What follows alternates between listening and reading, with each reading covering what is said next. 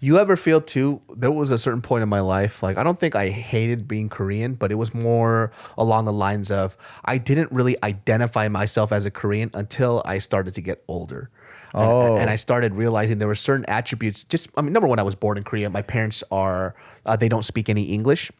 And I think that, I don't think I was ashamed of my culture, but I didn't identify with it very well. And I just grew up in a very diverse area. So it was, and I didn't know too many Korean people outside of my church. And I wasn't that close to a lot of the church members except for a few people. So I don't think I kind of realized like how important my culture was to who I am and my upbringing and the way that I think until I started getting older and I started hanging around other Korean people. I'm like, oh, we actually have a lot of like-minded things. And it's because it's from a cultural aspect.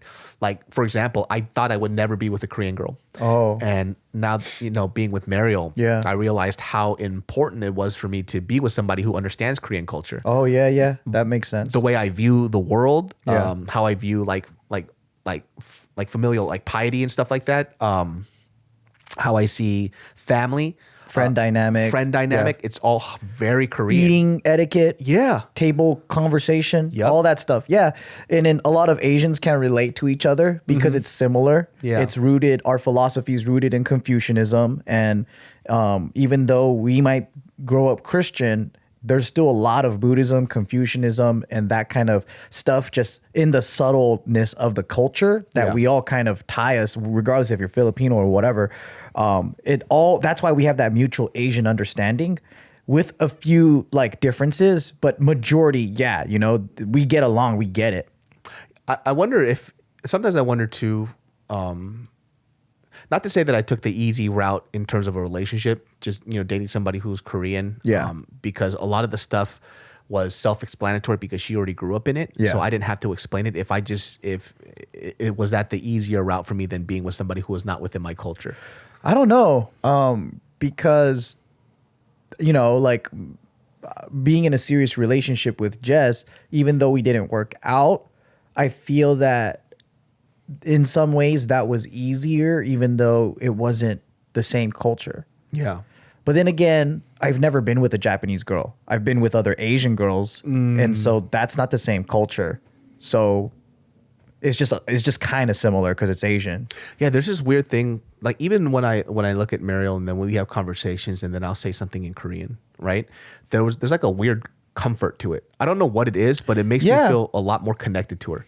I can see that. Yeah, because even with my Japanese friends, right? Like I have my super Americanized, like their grandparents can't even speak Japanese. Yeah. And then I have my like straight from Japan friends, and even Hawk. Like Hawk is British Japanese. Oh, he's fluent in Japanese, right? Yeah, but there is a certain thing that ties us all. Even like, like Ryan, like he's pretty much white. Oh, I forget he's Japanese. Yeah. Yeah, but the way his mannerisms are, the way he thinks or handles stuff a little bit, I'm Japanese. Like, that's pretty Japanese. Yeah, and it's weird. It's weird because it's like, how does that piece of you continue on? Yeah. I always wondered that too. Yeah. Like my mom always says too, and my dad, he goes, no matter how much you try to deny who you are or where you came from, it'll always seep out of you. Yeah. You think you're better than where you're from, but you're not. Like you are. There's something in your blood, is what they say. Yeah. I for me, I feel like I'm a mix of everything, but I never felt ashamed, or to me, it was the opposite from you. It was like everyone just called me Japanese or they called me Chinese or Asian. So that's what I thought I was. Yeah. Until I went to Japan. The older I got, the more I realized I'm an American. Yeah. Because I didn't know what American was. When you're a kid, you grow up and you think American and you go white people. Yeah. That's just kind of in your head from school and just all this stuff, right? And you are, but what you really are is your race. Yeah. In America, it's like you're American, but you're like Asian first. Yeah. Right? That's what you think.